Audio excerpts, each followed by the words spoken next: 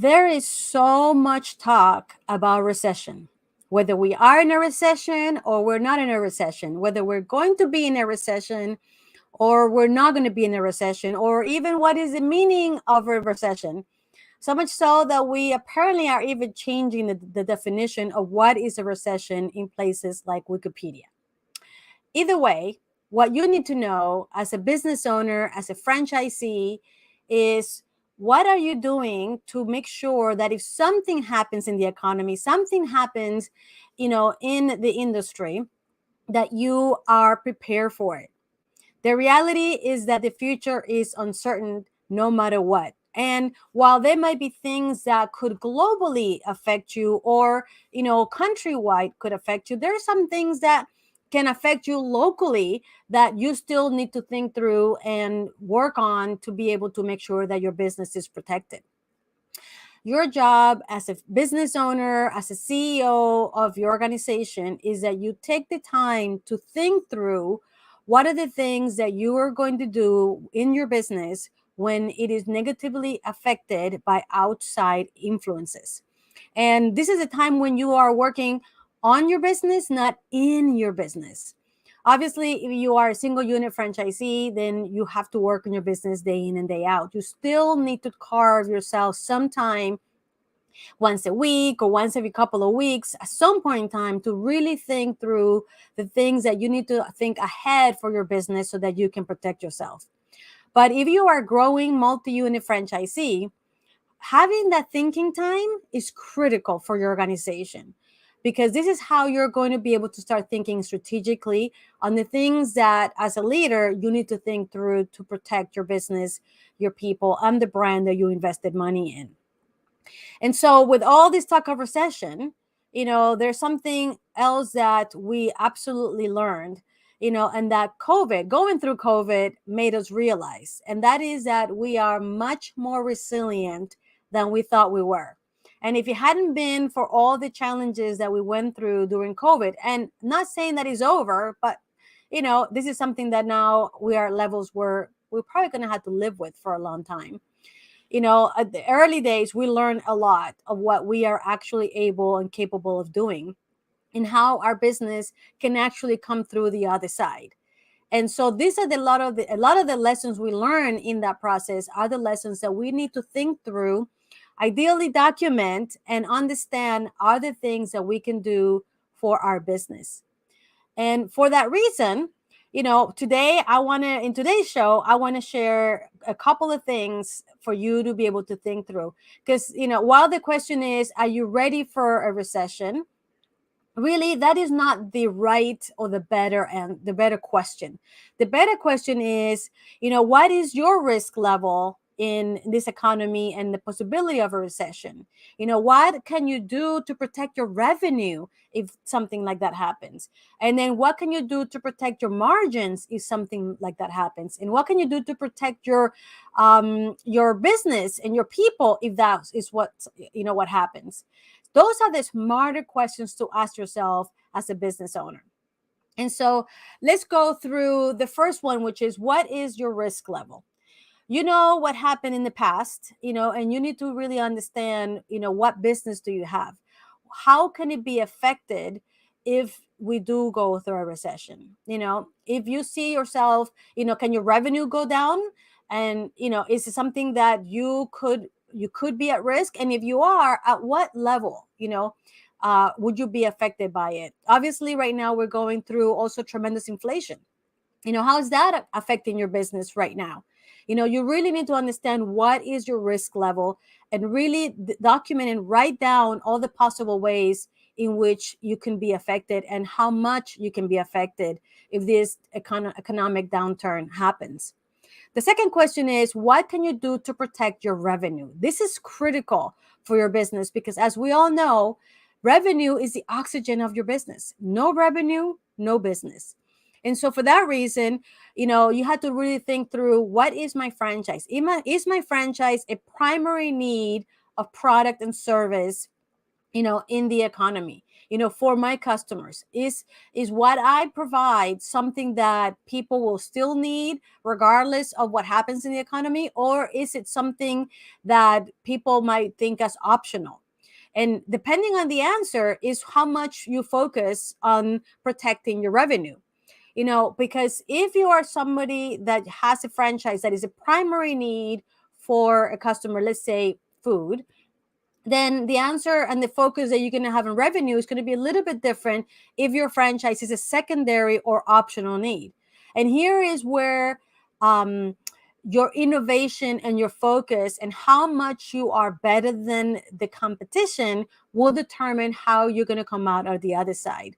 Because even if your business is considered an optional service or product, you can still make it so special for your customers that they will still be wanting to come to you and give you their business. And so the question is, how can I protect my revenue? If you are an optional, then it's how can you make your business so special that people want to continue to come and give you business regardless of where the economy is. And this is what's going to be very important. Another great question is, how can I maximize the channels of my business, the revenue channels of my business? Some of you might have over the counter business. Some of you might have service business. Maybe within that service business, you may have some retail opportunity that you can either add or be focused more on. If you are more of a retail business, then is there any other items or products that I can add to my line that maybe the franchisor provides? Maybe I can communicate better. And if you are in food service, what are the channels that I provide this product through? Am I maximizing my counter? Am I maximizing my takeout? Do I have an opportunity for catering? Or maybe, let's relook at delivery, which is a big boom that happened through COVID. All of these are channels, right? And even if you're just a retail non-food, delivery still could be an important channel for you, providing that extra service that other people may not provide, right? And so think through all of the potential channels that you already have and see where you are and see how you can do better in each and every one of them. Not for when the economy takes a downturn in your business, but before that, so that you can prepare yourself and set yourself for success. The next question will be, once you're protecting your revenue and you have thought through those things, then the next question is, how can I protect my margins? How can I make sure that the profitability that I need out of my business continues to be there regardless of where the economy goes? And here's where you can look at yourself and look at, right now we're going through this inflation situation where the cost of goods are spiking. Am I looking at my business and my cost often enough to make the proper adjustments so that I can keep up with it? I know that I had a client that had not been looking at the invoicing cost from their products. And when they went back and looked at it, they realized that they had experienced an 8% increase in product cost. And they had not even noticed it because, it's a little bit here, a little bit there, this invoice here, this invoice there. By the time you see it, it's a significant amount. And so you have to be able to be aware of where you are with that inflationary cost so that you can then make adjustments in your pricing. But when you're looking at your pricing, is how can I be competitive and still have fair pricing? And so here is the question about that. All right, how do you do that? And so you do that by looking at your competitors to see where they are. You'll be aware of where your pricing is because everybody's pricing is going up. Now, you need to remain competitive so that you're not above others, so that your customer is looking and analyzing where they're going to do business with, that you're their obvious choice. However, you still need to protect your margins by looking at those price increases that go according to your inflation rates. So that's one of the things that you can do. Something else is other great questions that you can ask yourself when protecting your margins is, what are the things that are must-haves versus nice to have? Let's say that you're paying for a service to clean your carpets. Do you really need to have somebody else do that? Or can you buy yourself a power wash machine and wash your own carpets? Things like that you really need to relook at all the things that are happening in your business. And your profit and loss statement is a great place to start line by line and seeing what are the things that are must-haves and what are the things that are nice to haves. And if you look at it from fresh eyes every time, you're going to find things. I know that you learn a lot, in the last couple of years, or what were nice to haves versus must haves. So apply all that knowledge into this new way of looking at your business. The next thing is, what are the cost strategies and tactics that you can do to address maybe your labor costs, maybe your cost of goods? What are the things that worked in the past when you really needed to squeeze every penny, and now that maybe you have slowed down from doing that, you may want to be able to at least have handy and ready to go and train your people on how to do it, so that if you need it, then they can actually implement that right away. Let's not wait until our margins are eroding before we implement those cost saving strategies and tactics that you already have learned to do, and to do well, which is why you're here now. Something else that you can look at is, how can technology help me to be able to be more efficient and protect my margins? And it doesn't always have to be a new investment.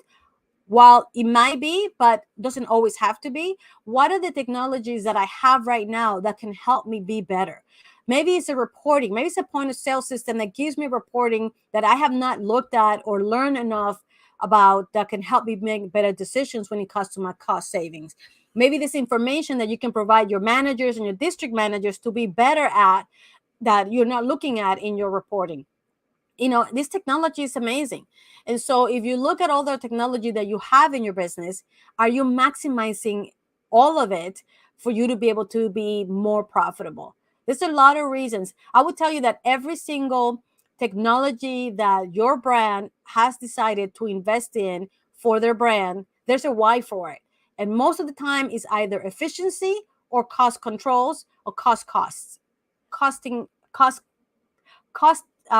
cut for costings.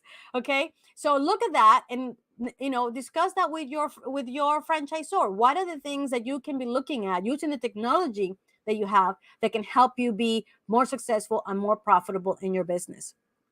These are the better questions that you can ask when it comes to the situation. And the last question that I mentioned earlier is, what can you do to protect your people in a downturn economy? Well, the reality is that if you do 1, 2, and 3, which is, assess your risk level, number 1. Number 2, protect your revenue. Number 3, protect your margins. If you do that and your business remains healthy, then you are protecting your employees. You're protecting the financial stability. And this is why it's so important that you do those 3 things.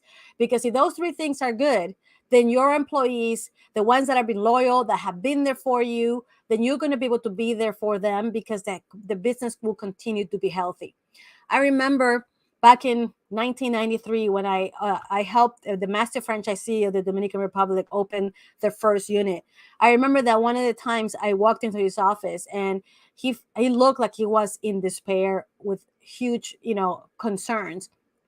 And I asked him, what happened? What happened? And he said, I just signed 107 paychecks. It was the first paycheck, payroll that he had paid for his new franchise in the Dominican Republic. And he said, I just realized that who I am as a business owner, who I am as a leader, is going to define my employees' financial stability, my employees and my employees' families' financial stability. And he was so right. Thank goodness he was a great leader and has done great with his business and has flourished himself and all the people that work for him. So that's true for each and every one of you business leaders, franchise leaders. Who you are as a business owner, who you are as a leader will determine the financial stability of your people and the financial stability of your business and your own family.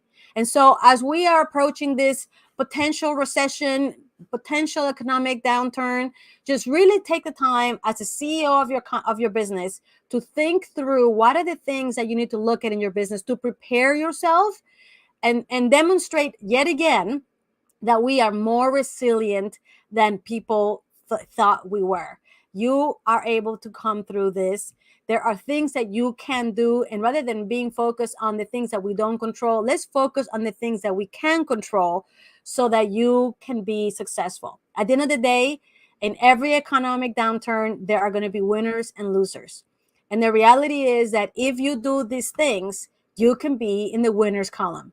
So I leave you with that. I hope that this gives you some thought that make you realize the importance of take that time to think through these things, and not that you need to implement in a hurry or in a panic, and not from the perspective of stress, but from the perspective of responsibility and action that you need to do as a business owner. And that's it. All right. Thank you for being with me in this particular show. I hope that you got value out of it. And we'll see you next week, same time, same place, so that we can provide you with tips and information so that you can be a successful franchisee. And if you'd like to learn more about the things and the programs and training and development that we provide franchisees so that you can be successful, just visit us at theamericanfranchiseacademy.com. Watch for our events that we have where we share information on our programs so that you can learn what we could do and how we can help you be successful. Thank you for being with me today, and we'll see you next week. Bye-bye.